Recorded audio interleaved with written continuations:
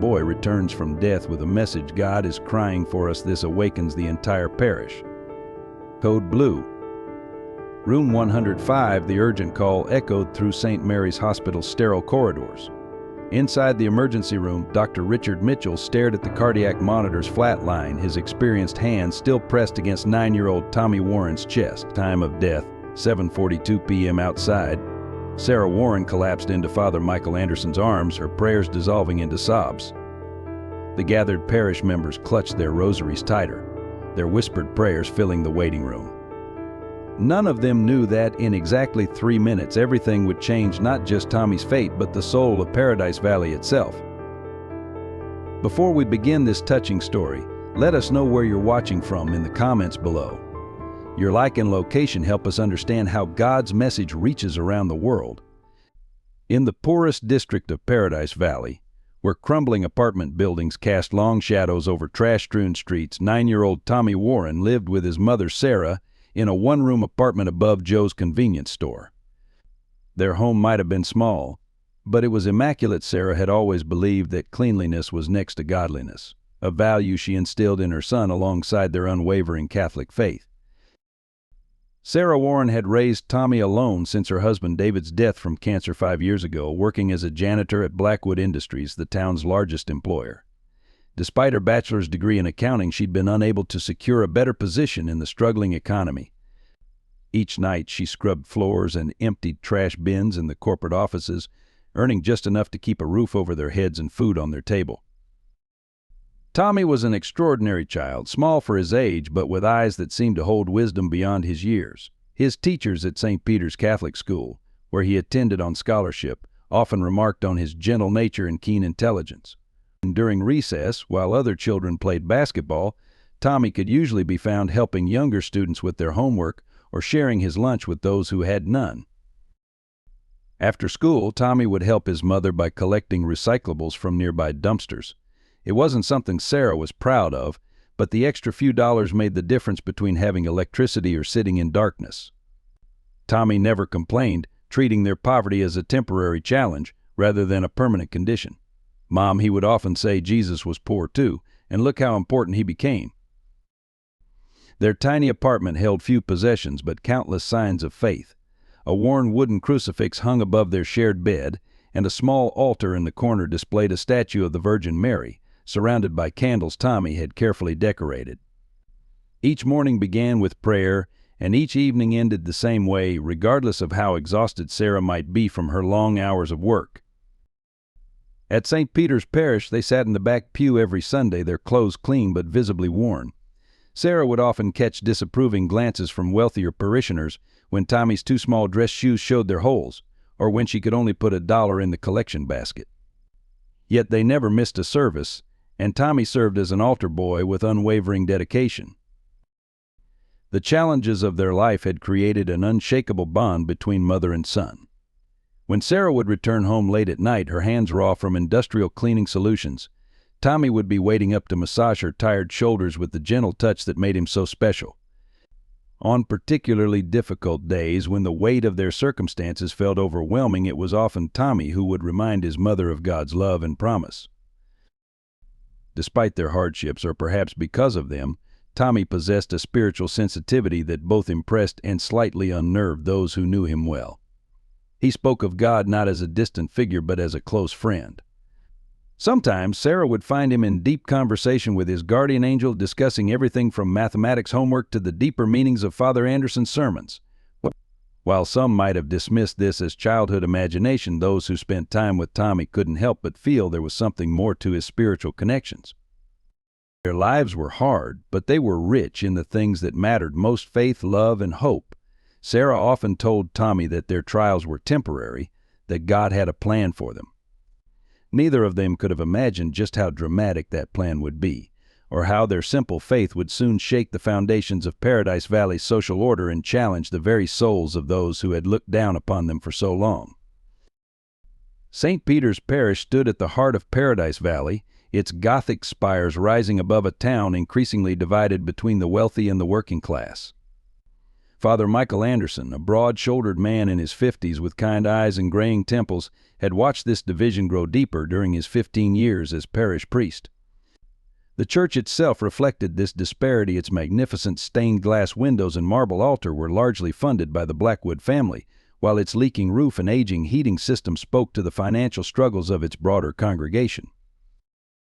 Robert Blackwood, S.R., CEO of Blackwood Industries, sat prominently in the front pew each Sunday with his wife Eleanor and their son James Jr. Their family name adorned the parish hall and the recently renovated baptistry, their influence extending far beyond mere financial contributions.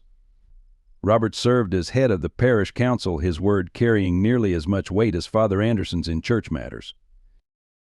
The Blackwoods represented the newer, affluent face of Paradise Valley. Their gated mansion on Heritage Hill overlooked the town, a physical reminder of the social hierarchy that had evolved since Blackwood Industries transformed the once modest farming community into a corporate hub. James Jr., at 17, already displayed his father's commanding presence and his mother's polished charm, though teachers quietly whispered about his tendency toward reckless behavior. Father Anderson walked a delicate line between serving all his parishioners equally and maintaining the support of the Blackwoods. Each Sunday he watched the subtle dance of segregation as wealthy families claimed the front pews while working-class families like the Warrens filled the back, everyone pretending not to notice the invisible barriers between them. The priest's homilies often touched on themes of unity and Christian charity, though he knew his words rarely translated into meaningful change. The parish itself faced mounting challenges. The food pantry struggled to meet growing demand as more families fell on hard times. The Catholic School Scholarship Fund, despite the Blackwoods' contributions, couldn't accommodate all the deserving students. Weekly collections barely covered operating costs, and the building's maintenance needs grew more pressing each year. Behind the scenes, tension simmered. The parish council meetings, held in the newly renovated Blackwood Hall, often devolved into subtle power struggles. Wealthy members pushed for expensive renovations and social events, while representatives from the working-class congregation advocated for expanded community services. Father Anderson mediated these conflicts with diplomatic skill, though each compromise seemed to leave both sides increasingly frustrated. Sister Mary Catherine, who ran the parish school, often found herself caught between these competing interests. Her office wall displayed thank you drawings from scholarship students like Tommy Warren alongside plaques acknowledging generous donors like the Blackwoods.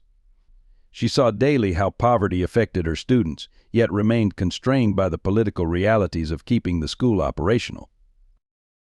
The parish staff also included Emily Parker, a young nurse who volunteered at the church's free clinic while working full-time at St. Mary's Hospital.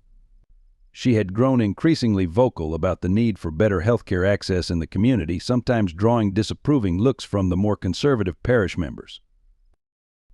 Yet despite these divisions, St. Peter's remained a community bound by faith, if not by circumstance. During Mass, voices joined in prayer regardless of social status. At communion, all hands reached for the same bread and wine. Father Anderson clung to these moments of unity, believing they represented the true spirit of his congregation. None of them, not Father Anderson, not the Blackwoods, not the parish council, could have predicted how a single event involving a poor boy from the wrong side of town would soon force them to confront their prejudices and redefine their understanding of faith, wealth, and community. The carefully maintained social order of St. Peter's Parish was about to be shaken to its very foundation. On a crisp autumn afternoon, Tommy Warren knelt beside a dumpster behind Morton's Grocery, carefully sorting through recyclables. His small hands, protected by oversized gardening gloves Sarah had found at a church rummage sale, methodically separated aluminum cans from glass bottles. The sun was beginning to set, casting long shadows between the buildings, but Tommy needed just $2 more to reach the amount that would help cover this month's electricity bill. The sound of squealing tires echoed off the alley walls, followed by teenage laughter and the throbbing bass of expensive car speakers. Tommy barely registered the noise, focused on his task until the metallic flash of a silver Porsche caught his peripheral vision.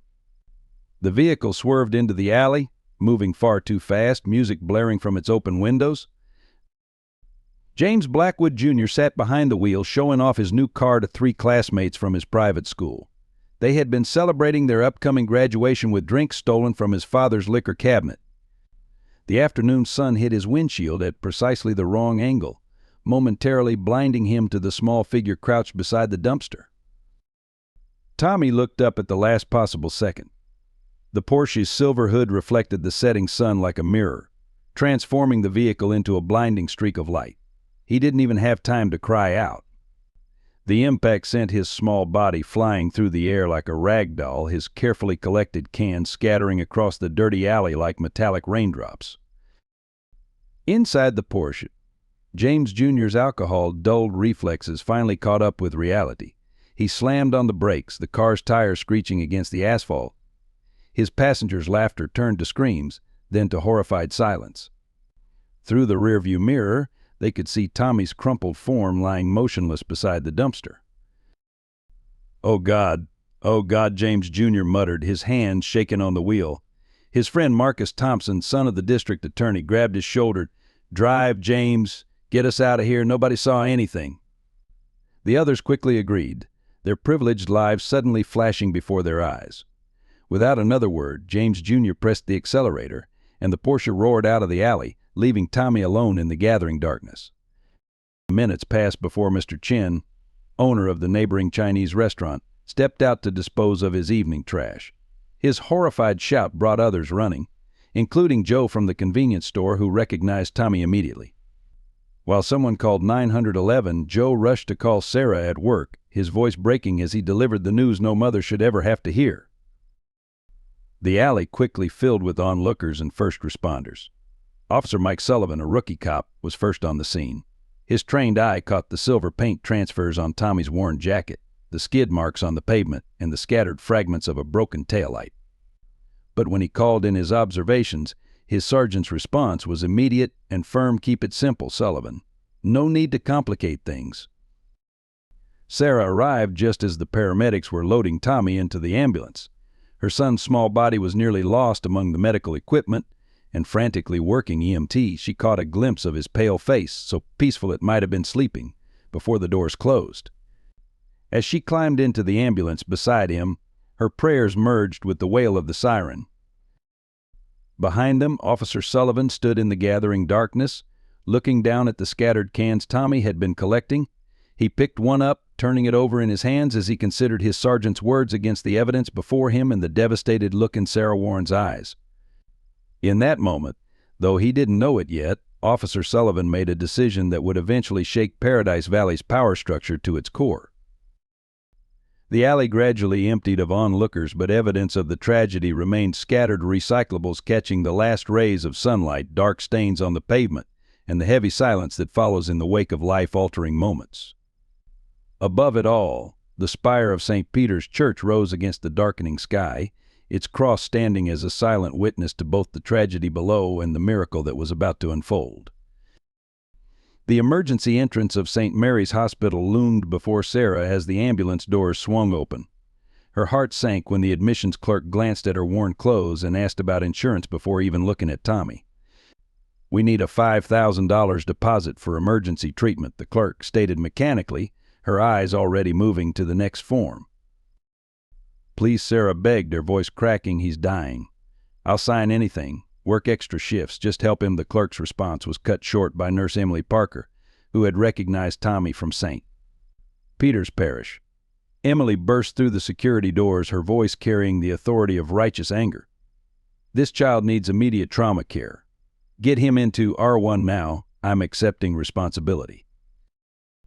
As medical staff rushed Tommy through the sterile corridors, Sarah fumbled with her phone, calling Father Anderson.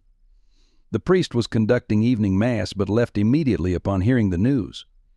Within an hour, the hospital waiting room filled with parishioners, their rosaries clicking softly as they prayed.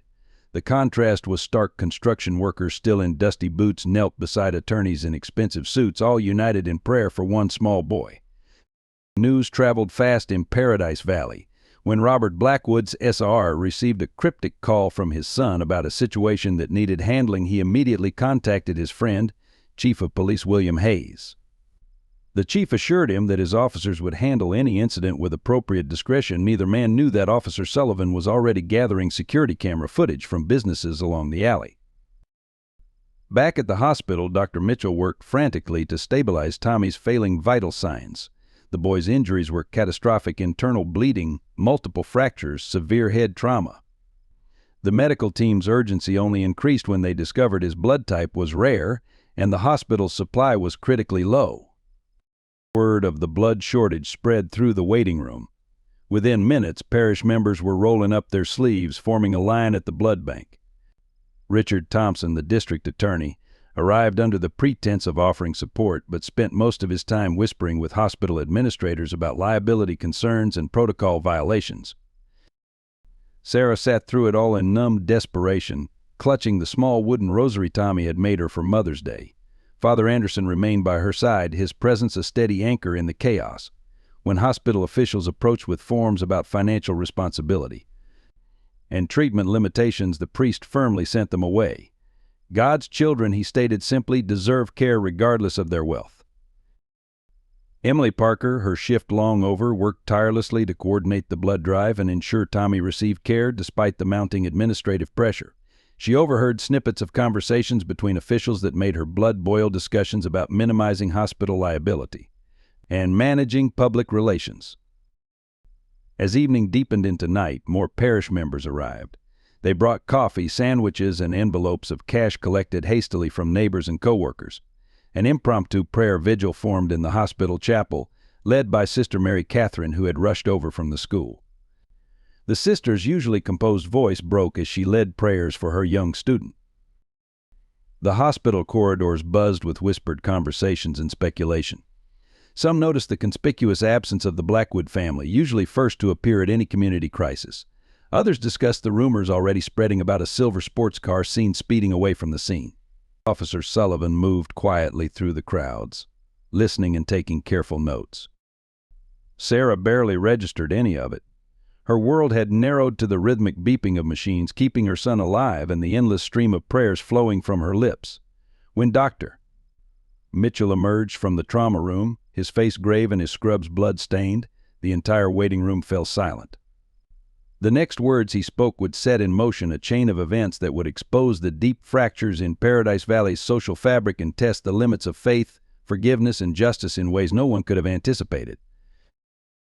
While this story continues to unfold, let us know if it touches your heart by leaving a like. Your support helps more people discover this profound message about faith, forgiveness, and the miracles that bring communities together. He's crashing. Dr. Mitchell's voice cut through the concentrated silence of the trauma room. Tommy's heart monitor switched from its steady rhythm to the dreaded monotone of cardiac arrest. The medical team moved with practiced precision, but their usual professional detachment cracked under the weight of treating a 9-year-old boy who just hours ago had been collecting cans to help his mother pay bills. In the waiting room, Sarah sensed something was wrong before the changes in staff movement gave it away. A mother's intuition, perhaps, or the kind of deep spiritual connection that had always existed between her and Tommy. She gripped Father Anderson's hand tighter, her knuckles white with tension. The priest continued his quiet prayers, though his voice trembled slightly. Time seemed to move differently in the hospital that night. Each minute stretched into an eternity as Dr. Mitchell and his team fought to restart Tommy's heart. 1 minute without pulse called out the nurse keeping time. The chest compressions continued, each one threatening to crack Tommy's fragile ribs. 2 minutes, the first dose of epinephrine was pushed through his IV. 3 minutes. Outside in the corridor, Emily Parker pressed her forehead against the cool hospital wall, tears streaming down her face. She had broken protocol to get Tommy admitted, and now the weight of that responsibility crashed over her in waves. Through the window, she could see Dr. Mitchell's increasingly desperate efforts. 4 minutes. The news of Tommy's cardiac arrest spread through the waiting room in whispers. The prayer vigil grew louder, dozens of voices joining in a desperate chorus of hope. Sister Mary Catherine led the rosary, her steady voice providing an anchor for the community's fear and grief. 5 minutes. Officer Sullivan stood in the back of the waiting room, watching the scene unfold while taking quiet notes in his pocket notebook. He observed how the hospital administrator kept glancing nervously at the growing crowd of parishioners, how Richard Thompson was still making urgent phone calls in the corner, how the usual social barriers in Paradise Valley seemed to be crumbling in the face of possible tragedy. 6 minutes. Dr. Mitchell's arms ached from the continuous compressions, but he refused to let anyone take over. Something about this case this boy had gotten under his skin. Perhaps it was the worn but meticulously clean clothes, or the small wooden rosary they'd found in his pocket, or the quiet dignity of his mother in the waiting room. 7 minutes. Sarah felt the moment Tommy's heart stopped. She stood abruptly, startling Father Anderson, and walked to the trauma room windows. No one dared stop her. Through the glass, she watched the medical team working on her son's lifeless body. Her lips moved in silent prayer, but not for God to save Tommy. Instead, she prayed for strength to accept his will. 8 minutes. The hospital chapel quickly filled beyond capacity, with people spilling into the hallways. The prayers had taken on an almost fevered quality, rising and falling like waves against the stark hospital walls. Rich and poor, young and old, all social distinctions forgotten in the face of a child's mortality. 9 minutes. Dr. Mitchell's own heart was pounding with exhaustion, his scrubs soaked with sweat. The rational part of his mind knew they were approaching the point where continuing would be futile.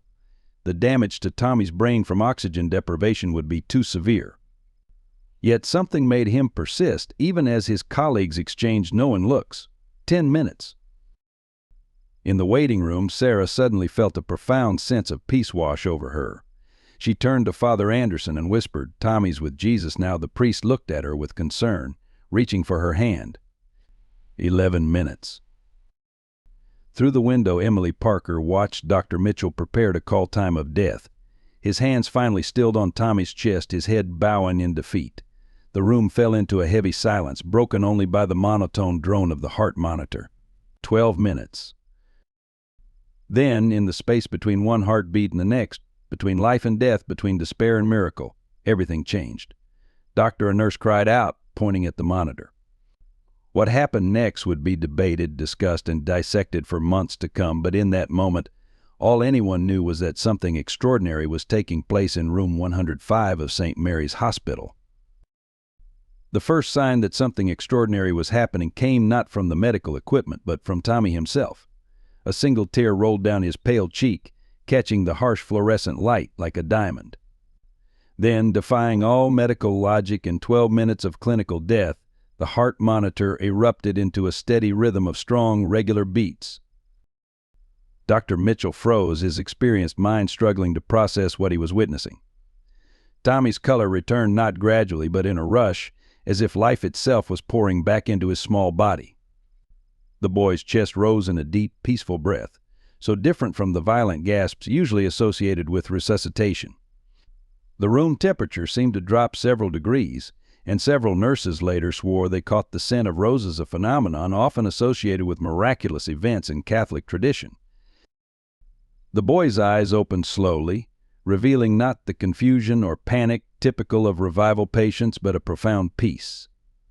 His first words, spoken in a clear, steady voice that seemed older than his years, stunned the medical team into silence. "Please don't cry, Mama. I saw him, and he's crying enough for all of us." Sarah burst into the room, somehow knowing her son had returned.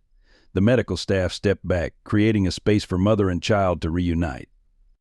As she embraced Tommy, the monitoring equipment began registering readings that defied explanation. His vital signs were not just stable, but perfect, showing none of the trauma from either the accident or the prolonged cardiac arrest. Dr. Mitchell ordered immediate tests, his scientific mind desperate to understand what had happened.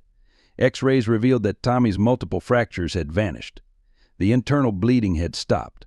Even the bruises that had covered his small body were fading before their eyes. The medical team watched in stunned silence as every trace of trauma seemed to evaporate like morning dew under the sun. Word of Tommy's revival spread through the hospital like wildfire. Father Anderson arrived in the room just as Tommy was describing what he had experienced. It was like a field of light, the boy explained, his voice filled with wonder. But not bright like it hurt your eyes. Bright like love, if love had a color. And he was there, but he wasn't happy like in the pictures. He was crying, Father. God was crying. The hospital corridor outside room 105 quickly filled with people wanting to witness what was happening. Emily Parker managed the crowd while simultaneously documenting everything she observed, knowing that what she was witnessing defied all medical explanation. She noticed that the usual hospital odors of antiseptic and illness had been replaced by that inexplicable scent of roses. Tommy continued speaking, each word causing ripples of reaction through the growing crowd. He said, "We've forgotten how to love each other," the boy reported with childlike simplicity. He said, "We're all his children, but we treat each other like strangers." The tears. They weren't just sad tears, they were healing tears.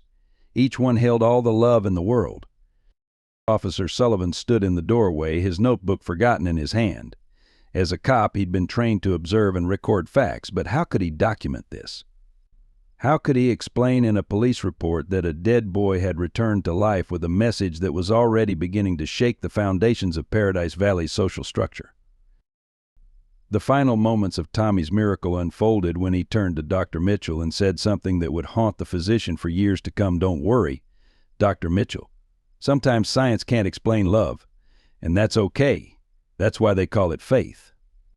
The doctor looked down at his hands, which had been performing CPR less than an hour ago, and for the first time in his 20-year medical career, he crossed himself. As night deepened into early morning, the miracle in room 105 became not just a medical impossibility or a spiritual event, but a moment that would divide Paradise Valley's history into before and after. None of those present could know that Tommy's return and his message about God's tears were just the beginning of a story that would test their faith, challenge their prejudices, and ultimately transform their community in ways both wonderful and painful. As dawn broke over Paradise Valley, the events in room 105 had already begun to take on a life of their own. Tommy Warren sat propped up in his hospital bed, his face radiant with an inner light that made even skeptical observers pause. For 3 hours straight, he shared his experience with Father Anderson, while Dr. Mitchell and Emily Parker documented every word, aware they were witnessing something extraordinary. "It wasn't like the heaven in pictures," Tommy explained, his small hands moving expressively. "There weren't clouds or golden gates. It was like being inside pure love." He described a vast field bathed in light that seemed to pulse with life itself. The light wasn't coming from above, it was coming from everything, like every blade of grass was made of love. The boy's description of God deviated dramatically from traditional imagery. He wasn't sitting on a throne, Tommy said softly. He was kneeling in the field, and his tears were falling into the light. Each tear contained entire worlds of love, but also so much sadness. Tommy paused, his own eyes welling up. "He showed me Paradise Valley inside one of his tears. We were all there, but we couldn't see each other properly because we were too busy looking at ourselves." Father Anderson listened intently, his theological training wrestling with the profound simplicity of Tommy's account. The boy's description of divine tears aligned with no known doctrine, yet carried an authenticity that the priest couldn't dismiss. When Tommy spoke about God's message, his voice took on a clarity that seemed to resonate beyond his years. "God said we've built walls where he wanted bridges," Tommy continued. "He showed me how our church looks to him, not the building, but the people. We're all glowing with the same light, rich and poor alike, but we've covered it up with layers of pride and fear. He's crying because we've forgotten that we're all his children, all equal in his eyes." By mid-morning, the hospital corridor had become a makeshift pilgrimage site. People from all walks of life gathered, drawn by rumors of the miracle. Local news reporters clustered at the hospital entrance, their presence adding to the growing sense that something momentous was unfolding. Hospital security struggled to maintain order as the crowd grew, with some visitors claiming they could still smell roses in the corridor. Tommy's message about divine tears struck different chords with different listeners. Sister Mary Catherine saw it as a confirmation of her long-held beliefs about social justice. Several wealthy parishioners appeared deeply troubled by the implications of spiritual equality. Dr. Mitchell found himself repeatedly reviewing his medical notes, searching for scientific explanations that grew increasingly inadequate. The first major controversy erupted when Tommy described seeing familiar faces in his vision. "I saw Mr. Blackwood in God's tear," he said innocently. "He was surrounded by money, but his light was almost gone. And James Jr., his light was flickering like a candle in the wind. God was crying hardest for them because they've lost their way." This specific detail sent ripples through the community. Robert Blackwood's SR, upon hearing of Tommy's vision, dismissed it as the hallucinations of a traumatized child. His public statement, delivered through a spokesperson, expressed sympathy for Tommy's accident while subtly questioning the credibility of extraordinary claims made under extraordinary circumstances. Yet Tommy remained unwavering in his account.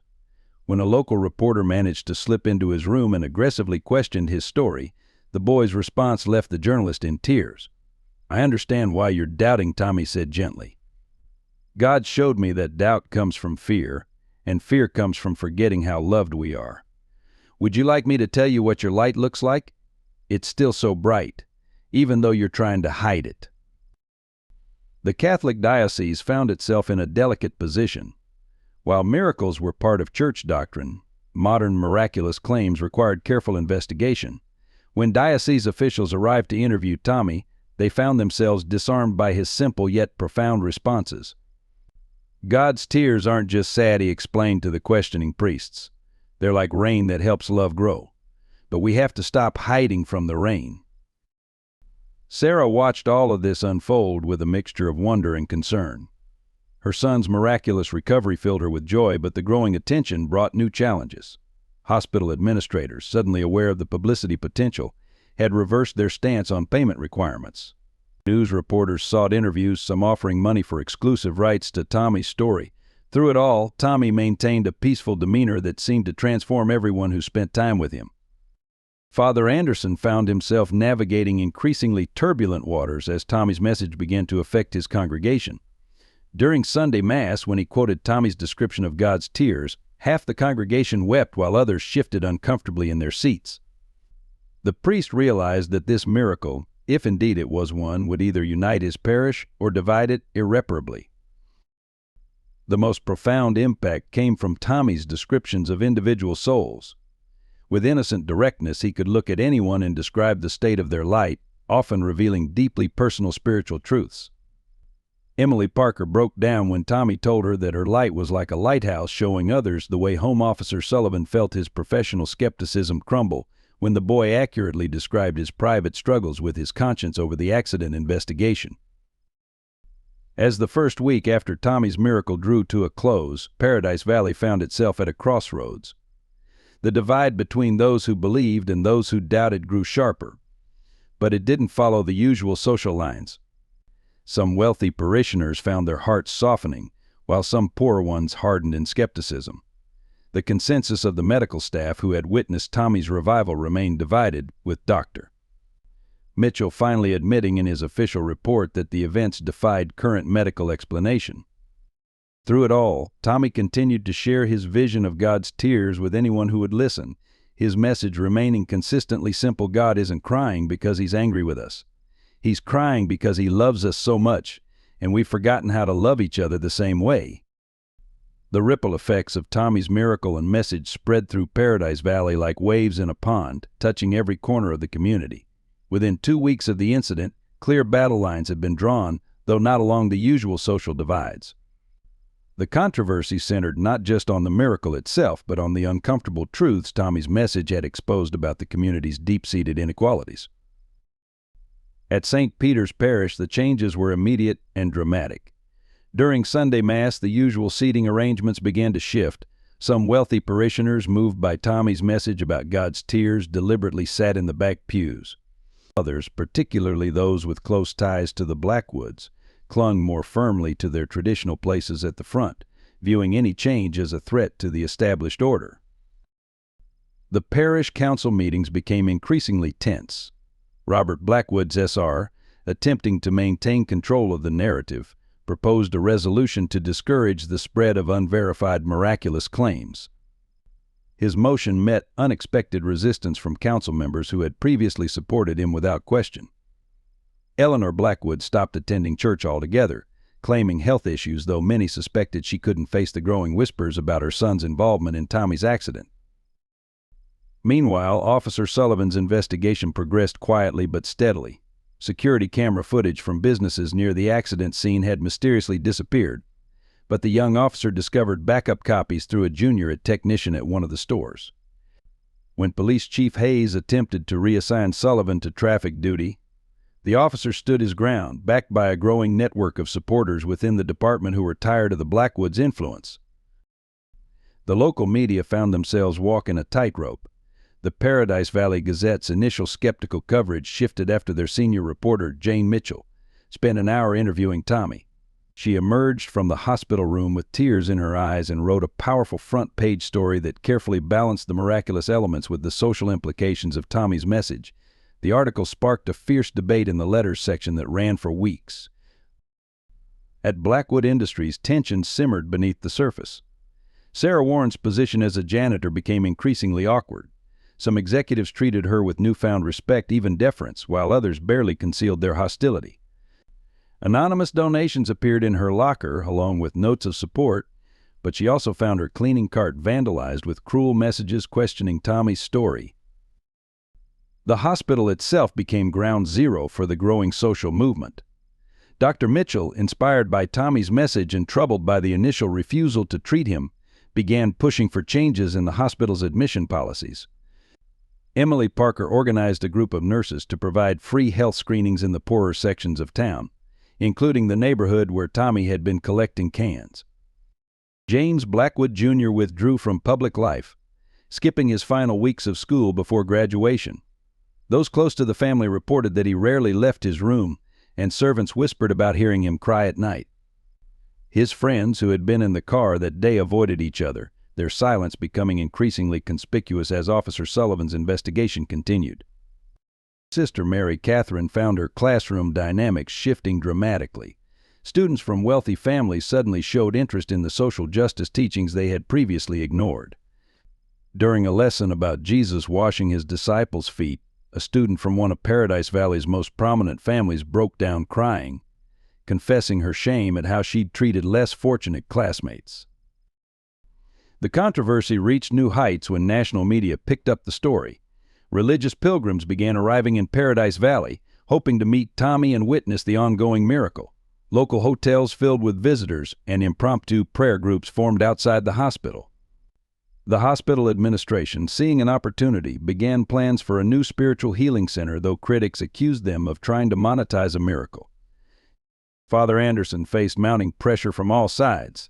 The diocese sent representatives to investigate the claims, forcing him to balance his personal conviction about Tommy's experience with the church's need for careful discernment.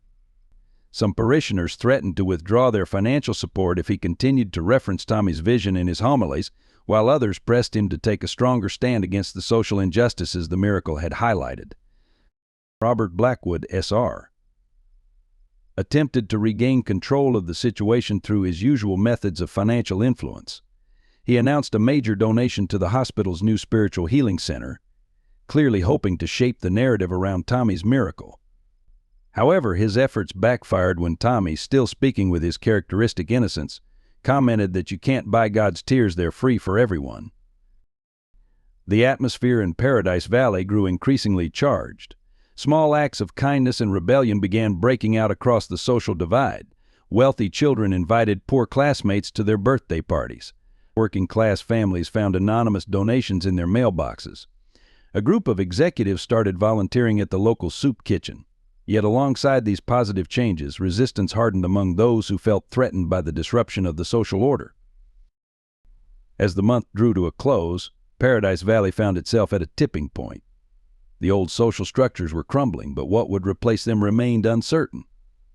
Tommy's simple message about God's tears had exposed not just the community's divisions but also its potential for transformation. The question hanging over Paradise Valley was whether they would heed the message or retreat back into comfortable inequality. Through it all, Tommy remained in the hospital, his room becoming a kind of unofficial confessional where people from all walks of life came to share their burdens and hear about their light. His presence served as a constant reminder that sometimes the most profound changes come through the simplest messages delivered by the most unexpected messengers. The breaking point came on a rain-soaked Tuesday morning, 6 weeks after Tommy's miracle. Sarah Warren, pushed beyond endurance by escalating harassment at work, staged a solitary protest outside the Blackwood mansion. She stood at the ornate gates in her janitor's uniform, holding a simple handwritten sign, "God's tears fall on rich and poor alike." Security cameras captured her arrival at dawn, but it was nearly noon before the local media descended on the scene. By then, Sarah had been joined by a small group of supporters, including Emily Parker and Officer Sullivan, who had officially been suspended from duty the day before for insubordination in his handling of Tommy's accident investigation. Robert Blackwood's SR watched the growing crowd from his study window, his usual composure cracking as he recognized several executives from his own company among the protesters. His phone buzzed constantly with calls from board members concerned about the negative publicity. The Paradise Valley Gazette's live coverage showed the crowd swelling, with reporters noting the unusual mix of social classes among the protesters. Mr. Blackwood, his secretary, announced nervously, "Father Anderson is here to see you." The priest had arrived unannounced, and for the first time in 15 years he hadn't been immediately welcomed into the study. When finally admitted, Father Anderson didn't take his usual seat but remained standing, his expression grave. "Your son needs to confess," Robert the priest said without preamble. "Not just to God, but to the community. We both know what happened that day in the alley." The businessman's face reddened, but before he could respond, Father Anderson continued, "I've seen James at church, slipping in after services to sit alone. The boy is carrying a weight that's crushing him." Outside, the protest had taken on an almost religious quality. Someone began reciting the rosary, and the sound of prayers mixed with the steady drumming of rain. Sarah remained at her post, rain soaking through her uniform, her sign now barely legible. News helicopters circled overhead, broadcasting images that would soon appear on national networks. The confrontation escalated when Eleanor Blackwood attempted to leave for her weekly charity board meeting. As her luxury SUV approached the gates, protesters linked arms to block her path. The police, already present in force, moved to disperse the crowd, but found themselves hesitating when they recognized their suspended colleague, Officer Sullivan, among the protesters. Inside the mansion, James Jr. watched the scene unfold on TV from his bedroom. The weeks of guilt had taken their toll. He'd lost weight, his eyes were shadowed, and he jumped at every unexpected sound. When he saw Sarah Warren standing in the rain, something inside him finally broke. With shaking hands, he reached for his phone and dialed a number he'd found in his father's study. "Miss Mitchell," he said when the Gazette's reporter answered. "I need to tell you what really happened the day Tommy Warren was hurt." As James began to speak, Jane Mitchell's fingers flew across her keyboard, recording a confession that would shake Paradise Valley to its foundations. The situation at the gates reached a critical point when Chief Hayes arrived personally to demand the protesters disperse. He was confronted by Emily Parker, who had treated his own daughter in the emergency room last year. "Chief," she said loud enough for nearby reporters to hear, "is this how you repay the miracle that saved your Amy? By helping cover up a crime against another child?" The chief's daughter's recovery from leukemia had been one of the cases Tommy had spoken about during his time in the hospital. The boy had described seeing Amy's light growing stronger and had told the chief that God's tears had helped heal her. Hayes had privately believed him, having prayed desperately for his daughter's recovery in St. Peter's Church. Inside the study, Robert Blackwood SR's carefully constructed world was unraveling. Father Anderson had just shown him an advance copy of James Jr.'s confession set to be published in tomorrow's Gazette. The priest watched his old friend sink into his leather chair, the powerful businessman suddenly looking old and defeated. "Robert," Father Anderson said gently, "do you remember what Tommy said about your light? That it was almost gone but not extinguished? There's still time to make this right." He placed a hand on Blackwood's shoulder, feeling the tremors running through the other man's body. The tension outside the gates had reached a fever pitch when the unexpected happened. The massive iron gates began to swing open. Through them walked James Blackwood Jr., dressed in the same clothes he'd worn the day of the accident. Behind him came his father, looking both diminished and somehow more human than anyone had ever seen him. The crowd fell silent as James approached Sarah Warren. News cameras rolled as the teenager dropped to his knees in the rain before her. "I was driving the car that hit Tommy," he said, his voice carrying clearly in the hushed silence. "I was drunk, I was showing off, and I nearly killed your son. Then I ran away because I was a coward.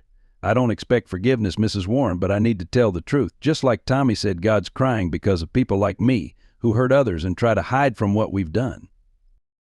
Sarah stood motionless, her sign forgotten at her feet. The rain continued to fall, but now it seemed different, cleansing rather than cold. Behind James, Robert Blackwood SR stepped forward and addressed the cameras. "My son has told the truth. Now it's my turn. The cover-up stops today. Officer Sullivan is reinstated with a promotion.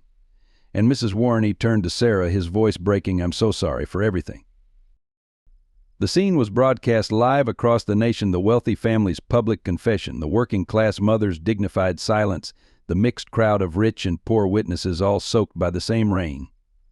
But it was Tommy, watching from his hospital room, who provided the moment's true meaning. "See," he said to Emily Parker, who had rushed back to check on him, "those aren't just raindrops falling. Those are God's tears of joy, because His children are finally starting to see each other clearly." The transformation of Paradise Valley accelerated in the days following the Blackwoods' public confession. Tommy's hospital room became the epicenter of an extraordinary series of meetings as people from all walks of life sought his gentle wisdom. The boy's greatest moment of divine intervention, however, came during a most unexpected gathering. Father Anderson had organized what he called a reconciliation service in the hospital's chapel.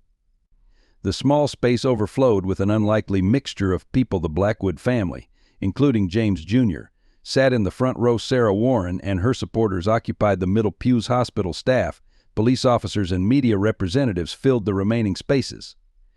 Tommy, now strong enough to leave his room, sat quietly beside his mother. "Before we begin," Father Anderson announced, "Tommy has asked to share something." The boy made his way to the front, looking small but remarkably composed before the crowded chapel. His voice, when he spoke, carried that same otherworldly clarity that had marked all his messages since his miraculous return. "God showed me something new last night," Tommy began. "He showed me that His tears aren't just falling on us, they're falling through us. Each person here is like a prism, and God's tears can turn into rainbow light when they pass through us, but only if we let Him in." He turned to face James Jr. directly. "Your light is getting stronger now, James. The truth set it free." James Jr. broke down, years of privilege and pretense crumbling under the weight of Tommy's simple observation. Robert Blackwood's S.R. reached for his son's hand, and for the first time in years, James didn't pull away. The gesture wasn't lost on the assembled crowd. The mighty Blackwoods were showing genuine humanity. Tommy continued, his words touching each person in the chapel. He described the unique light he saw in Officer Sullivan's dedication to truth, in Emily Parker's compassionate care, in Father Anderson's struggle to bridge community divisions. Each description sparked moments of recognition and tears of understanding. Then came the moment that would be remembered as the true miracle. Tommy turned to address everyone. "God wants me to tell you that the real miracle isn't what happened to me. The real miracle is what's happening to all of you right now. His tears are washing away the walls we built between us." As if on cue, the chapel's stained glass windows caught the afternoon sun, sending ribbons of colored light dancing through the room. Several people later swore they caught that now familiar scent of roses. Tommy raised his small hands and, in a gesture that seemed to come from somewhere beyond his 9 years, blessed the assembly. The effect was electric. Robert Blackwood's S.R. stood up and publicly pledged to establish a foundation for community unity, with Sarah Warren as its director. James Jr. announced his decision to delay college and instead spend a year working with underprivileged youth. Police Chief Hayes resigned, recommending Officer Sullivan as his replacement. But the most profound changes were the quieter ones. Eleanor Blackwood invited Sarah to join her charity board, not as a token member but as an equal partner. Hospital administrators, moved by the spirit of reconciliation, unveiled new policies ensuring equal treatment regardless of financial status. Rich and poor parents began organizing joint playdates for their children. Throughout the service, Tommy's presence seemed to radiate a peaceful energy that affected everyone in attendance. People who had been bitter enemies found themselves exchanging tearful hugs. Long-held grudges dissolved in the face of his simple message about God's tears flowing through all of them. Jane Mitchell, covering the event for the Gazette, found herself setting aside her notebook, drawn into the experience not as a reporter but as a participant. Her article the next day would describe not just the events, but the palpable sense of divine presence that had filled the chapel. As the service concluded, Tommy made one final statement that would be quoted for years to come. God's tears aren't falling because he's sad anymore. They're falling because he's happy to see his family coming back together. Every time we break down a wall between us, heaven celebrates. The chapel service marked a turning point for Paradise Valley. In the weeks that followed, the community began to rebuild itself along new lines that crossed old boundaries of wealth and social status. Tommy's message about God's tears becoming rainbow light through each person inspired a wave of creative initiatives to bridge community divides. The divine intervention that had begun with a tragic accident and a miraculous revival had evolved into something even more miraculous, the transformation of an entire community. As Father Anderson noted in his sermon the following Sunday, sometimes God's greatest miracles aren't the ones that defy medical science, but the ones that change human hearts. Tommy returned to school a month later, his presence a constant reminder of the miracle that had transformed Paradise Valley. But now he was no longer just the poor boy from the wrong side of town. He was recognized as a channel for divine wisdom that helped heal deep social wounds. The scent of roses would occasionally waft through St. Peter's Church during services, and parishioners learned to recognize it as a sign that they were on the right path. The transformation wasn't complete, and challenges remained, but Paradise Valley had been fundamentally changed by a child's simple message about God's tears and the light they could create when people opened their hearts to each other. As this story of faith, transformation, and divine love continues to unfold, we invite you to join our community by subscribing. Your subscription helps us share more powerful stories of hope and miracles that remind us of God's endless love and the power of human connection. Despite the apparent harmony following the chapel service, the path to transformation brought unexpected challenges and personal costs. The first blow came when Blackwood Industries' board of directors, concerned about the company's image, demanded Robert Blackwood Sr.'s resignation. While he accepted this with newfound humility, the ripple effects impacted many employees, including Sarah Warren. The company's new management, eager to distance themselves from the scandal, began a restructuring that disproportionately affected the maintenance staff. Sarah found herself unemployed, along with many of her co-workers. Though Robert Blackwood had promised to create a foundation for community unity, the legal processes and bureaucratic requirements meant that funding wouldn't be available for months. Tommy's health, while stable, showed concerning fluctuations. Dr. Mitchell noticed patterns of exhaustion and occasional disorientation following the many visitors who sought the boy's counsel. The constant stream of pilgrims and those seeking spiritual guidance took a toll on the young boy, who never refused anyone despite his fatigue. Sarah watched with growing concern as dark circles formed under her son's eyes. Father Anderson faced his own trials. The diocese, responding to complaints from wealthy parishes in neighboring towns, sent investigators to examine the miracle claims. Their questioning was rigorous and sometimes skeptical, putting the priest in the difficult position of defending Tommy's experience while maintaining proper church protocol. Several significant donors withdrew their financial support from St. Peter's, citing discomfort with the radical social changes being promoted. The stress began showing in unexpected ways. Sarah started missing meals to make ends meet, though she hid this from Tommy. Sister Mary Catherine discovered that some families had withdrawn their children from the parish school, causing a budget crisis that threatened the scholarship program. The free clinic where Emily Parker volunteered had to reduce its hours due to funding cuts. Tommy noticed everything, his supernatural sensitivity picking up on the suffering around him. One evening he broke down in tears, confiding in Father Anderson, "I can still see everyone's light, but some are flickering because they're afraid. Did I do something wrong by telling about God's tears?" The priest had no easy answer for the boy's pain. The media attention, initially supportive, took a darker turn. A national news magazine published a skeptical article suggesting the entire miracle had been orchestrated to cover up the hit-and-run accident. Local reporters began digging into Sarah's financial history, publishing stories that questioned her motives. Some suggested she was exploiting her son's experience for financial gain, despite the family's continuing poverty. Even Officer Sullivan, now acting police chief, faced opposition. A group of wealthy citizens, led by prominent families from neighboring parishes, petitioned the mayor to block his permanent appointment. They cited his lack of objectivity and excessive focus on social justice as concerns, though everyone knew the real issue was his role in exposing the accident cover-up. The hospital administration, bowing to pressure from certain board members, began limiting access to Tommy, citing concerns about his health. This policy particularly affected working-class visitors, who often couldn't come during the restricted visiting hours. The boys' room, once a place of healing and reconciliation, began to feel more like a carefully guarded fortress. Sarah struggled with watching her son bear these burdens.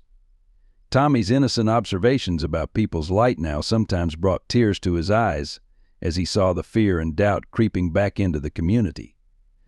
Yet he continued to share his message, even as it became increasingly costly to do so. One particularly difficult evening, as Sarah counted out their dwindling savings and worried about the upcoming rent payment, Tommy took her hand and spoke with his characteristic wisdom. "Mom, remember what God showed me?" His tears looked like rain. "But they're really love falling from heaven. Sometimes love is heavy, but that's because it's so precious." His words, while comforting, highlighted the painful paradox of their situation being channels of divine love while struggling with very human needs. These personal costs, mounting day by day, tested the conviction of everyone involved in Paradise Valley's transformation. The question hanging over the community was whether their newfound unity could survive these practical challenges, or if the miracle's message would be buried under the weight of worldly concerns. Paradise Valley's social fabric began to show signs of strain under the mounting pressures. The initial unity that had followed Tommy's miracle and the Blackwoods confession started fracturing along new and unexpected lines. The community found itself grappling not just with social change, but with deep questions about faith, authenticity, and the cost of transformation. The first major blow to community morale came when the Paradise Valley Gazette published a series of anonymous letters questioning Tommy's miracle. Some suggested that Dr.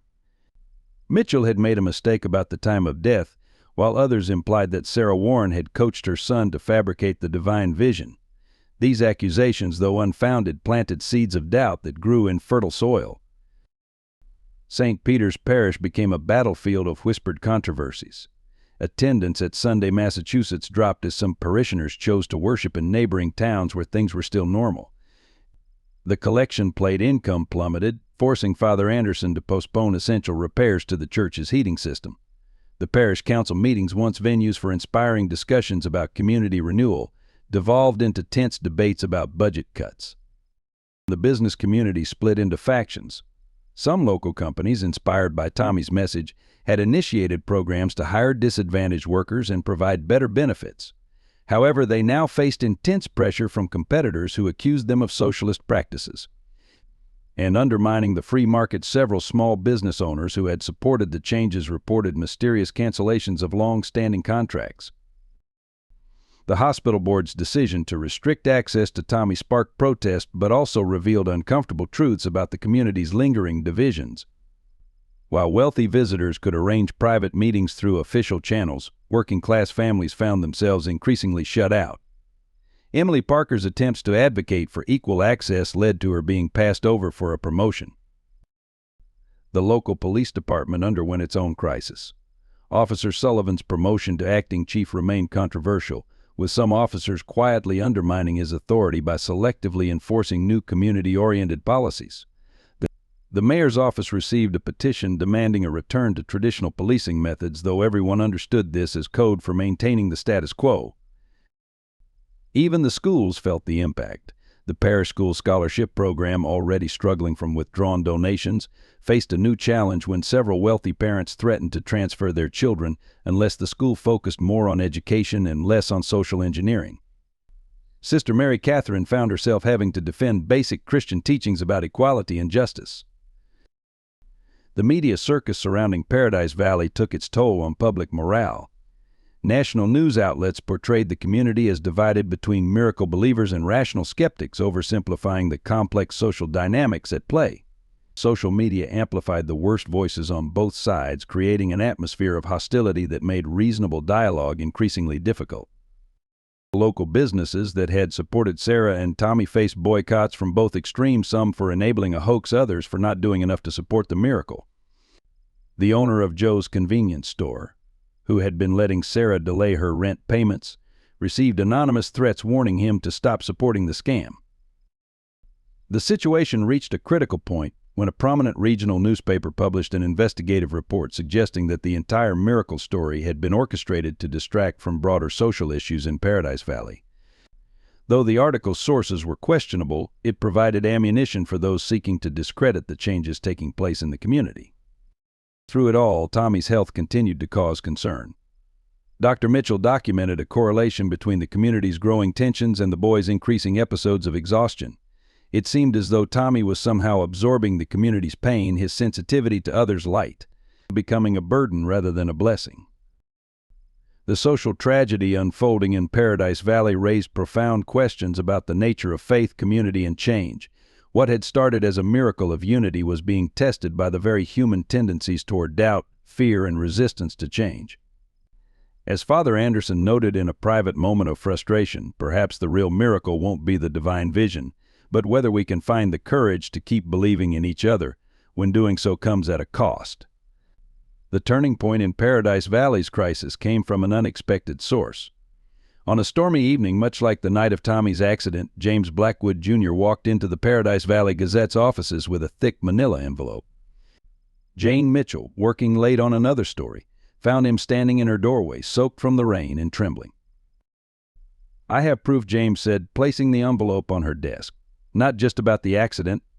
About everything." The envelope contained documents, emails, and recorded conversations revealing a decades-long pattern of corruption that went far beyond the hit and run cover-up.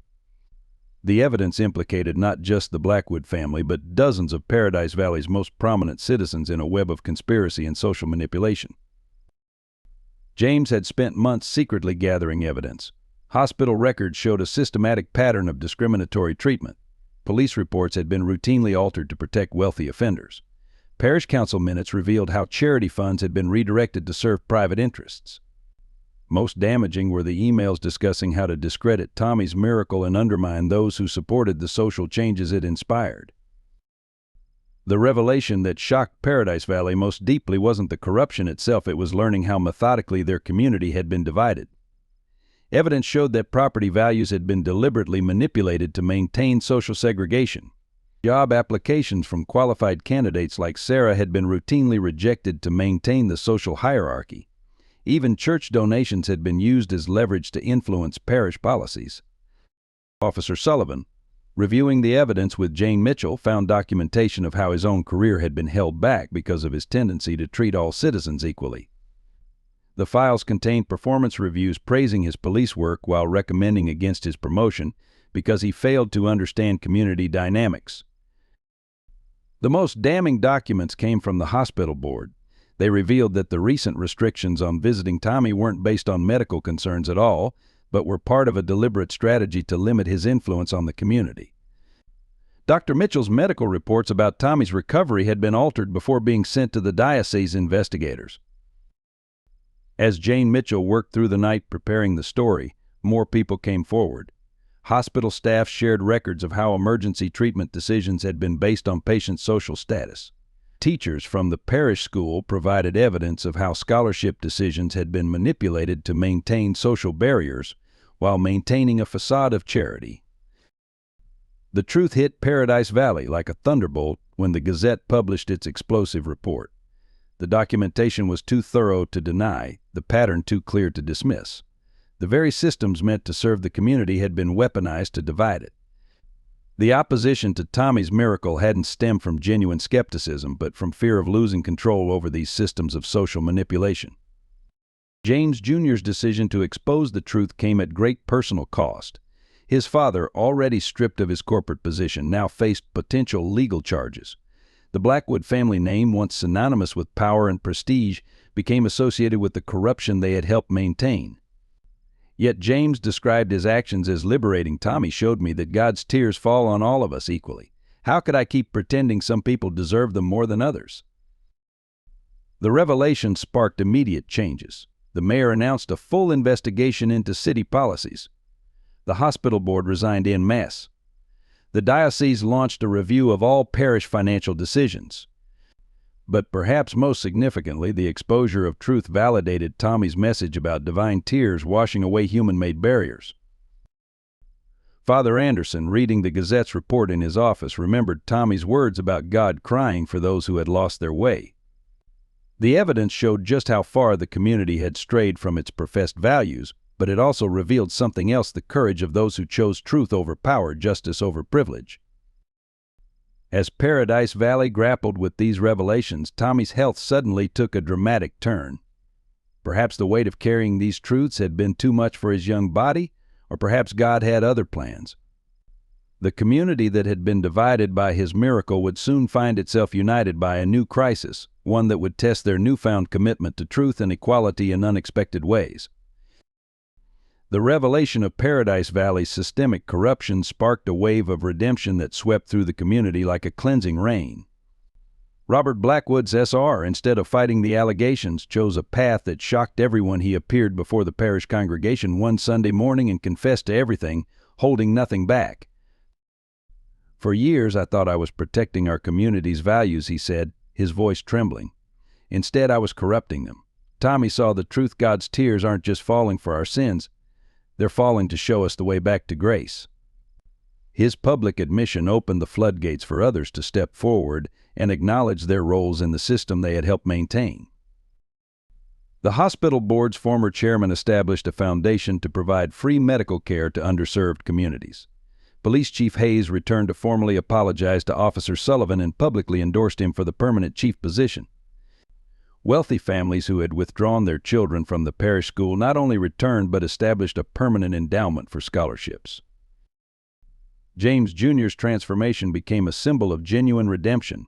He sold his sports car and used the money to establish a youth center in the neighborhood where Tommy had been collecting cans.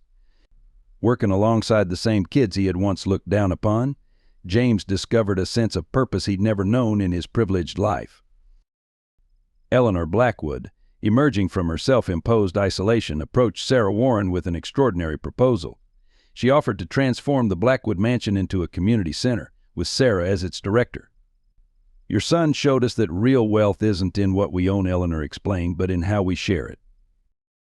The parish council underwent a complete restructuring. Father Anderson established new bylaws requiring equal representation from all socioeconomic levels of the congregation. The first meeting of the new council was marked by tears of joy as former adversaries embraced, their divisions dissolved by the truth that had set them all free. Dr. Mitchell, moved by the spirit of redemption, initiated a complete overhaul of the hospital's admission policies. The new system, named Tommy's Protocol, ensured that medical care would be provided regardless of a patient's ability to pay. Emily Parker was promoted to head of nursing, with a mandate to train staff in compassionate care for all patients. The transformation extended beyond institutions to personal relationships. Wealthy families invited working-class neighbors to dinner. Children from different social backgrounds organized play dates. The invisible barriers that had divided the community for generations began to crumble as people recognized the humanity in each other. Even the physical landscape of Paradise Valley began to change. The gates that had separated wealthy neighborhoods from poorer ones were removed. Parks and recreational facilities were upgraded equally across all areas. The town's planning commission, newly reformed, prioritized projects that brought the community together rather than keeping it apart. Local businesses, previously pressured to maintain social divisions, now competed to show their commitment to equality. Job applications were considered based on merit rather than social connections. The Paradise Valley Chamber of Commerce established a mentorship program pairing successful business owners with aspiring entrepreneurs from disadvantaged backgrounds. Tommy, watching from his hospital room as the community transformed, displayed his characteristic wisdom. "God's tears are like seeds," he told visitors. "They fall everywhere the same, but they grow best in hearts that are ready to change." His own health remained a concern, but his spirit seemed to grow stronger as he witnessed the redemption he had helped inspire. The most profound change was invisible but palpable, a shift in the community's soul. The wealthy discovered that giving up privilege brought greater joy than protecting it. The poor found their dignity acknowledged and their gifts appreciated. Together, they began building a community that reflected the vision Tommy had described from his miraculous experience. As Father Anderson noted in a homily that brought the congregation to tears, true redemption isn't just about acknowledging past wrongs. It's about creating a future where those wrongs are impossible because we finally see each other through God's eyes. Paradise Valley was becoming living proof that when divine tears fall on open hearts, transformation isn't just possible, it's inevitable. 1 year after Tommy's miracle, Paradise Valley gathered for a commemorative service at St. Peter's Church. The building itself reflected the community's transformation. The once leaking roof had been repaired through a collaborative effort of wealthy and working-class parishioners working side by side, and the new stained glass window depicted God's tears transforming into rainbow light, a design inspired by Tommy's vision. Sarah Warren, now executive director of the Blackwood Warren Community Foundation, stood at the pulpit to address the congregation.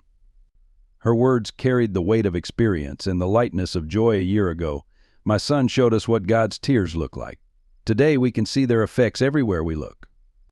The packed church included faces from every neighborhood in Paradise Valley, all nodding in recognition of how far they'd come. The changes in the community were both profound and practical.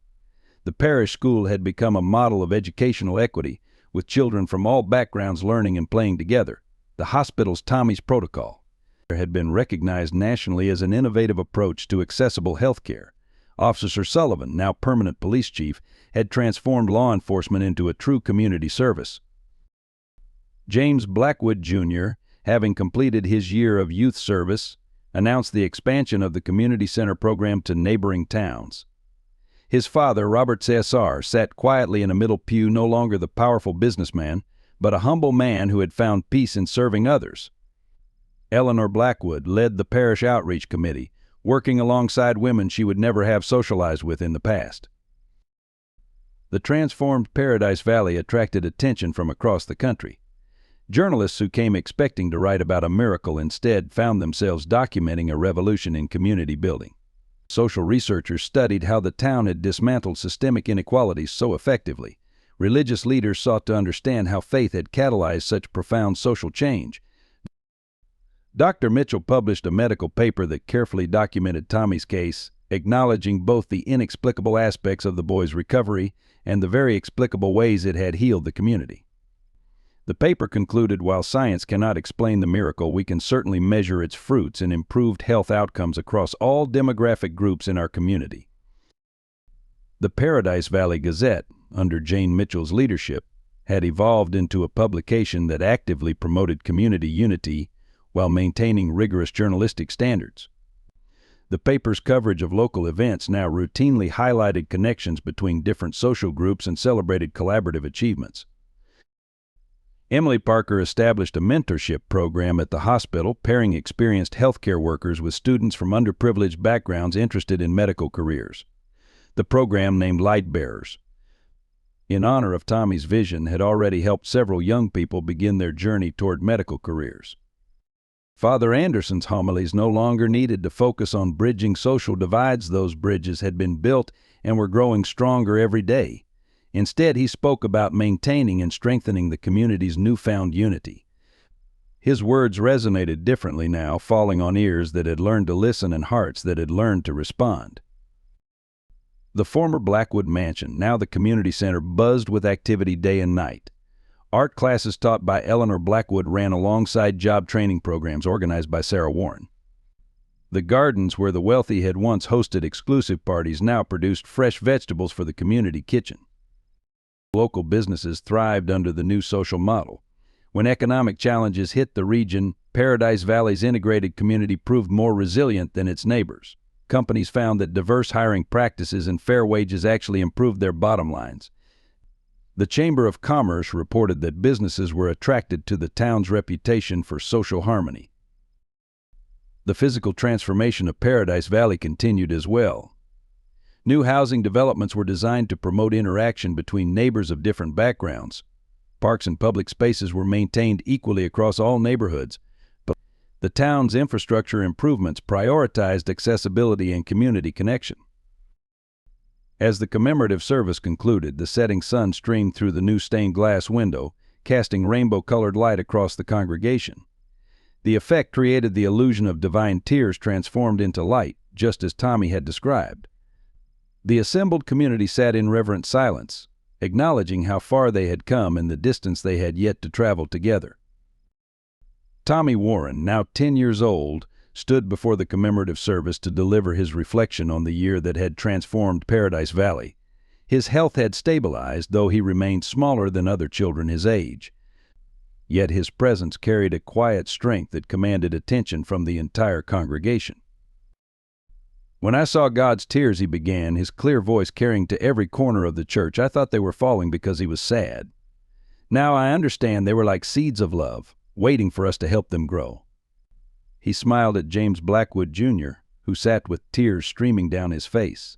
Sometimes the best flowers grow in places that used to be the darkest. Father Anderson watched his young parishioner with profound gratitude. The priest had witnessed countless miracles over the past year, not the dramatic kind that defied medical science, but the quieter miracles of changed hearts and healed relationships. Each one could be traced back to the simple message about divine tears that had started their journey.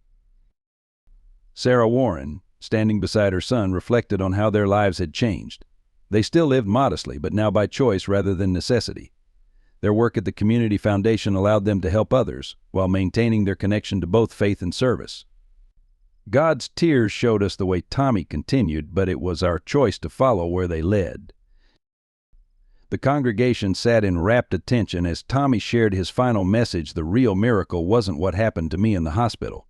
The real miracle is what happened to all of us when we started seeing each other's light. God's tears aren't falling as much now, because he's smiling instead. But if you look carefully, you can still see his love shining through each person here." As if to confirm his words, the afternoon sun broke through the clouds, sending ribbons of colored light through the stained glass windows. The scent of roses, familiar now to the congregation, filled the air. Several people later swore they felt a gentle rain of tears on their faces, though the church roof was sound and the day was clear. Dr. Mitchell, sitting with his family, had long since stopped trying to find medical explanations for everything that had happened. He had learned that some mysteries were meant to be lived rather than solved. The changes he'd witnessed in his patients' health outcomes since the hospital's transformation spoke louder than any miracle. Emily Parker squeezed Officer Sullivan's hand as they sat together, their recent engagement another symbol of bridges built and barriers broken. The young nurse and the police chief had found love while working to implement Tommy's vision of community healing. Their wedding would be the first celebrated in the newly renovated community center. Robert and Eleanor Blackwood sat among their former employees, no longer separated by wealth or status. Their son James stood at the back of the church, surrounded by teenagers from the youth center. The family had lost their fortune, but gained something far more valuable: genuine connection with their community. Tommy's final words echoed through the church: "God's tears were never meant to make us sad. They were meant to help us see each other clearly. And now that we do, every day is a new miracle. Every time someone helps a neighbor, every time old wrongs are made right. Every time love wins over fear, that's God smiling through his tears." As the service concluded, the assembled community filed out into the Paradise Valley sunshine.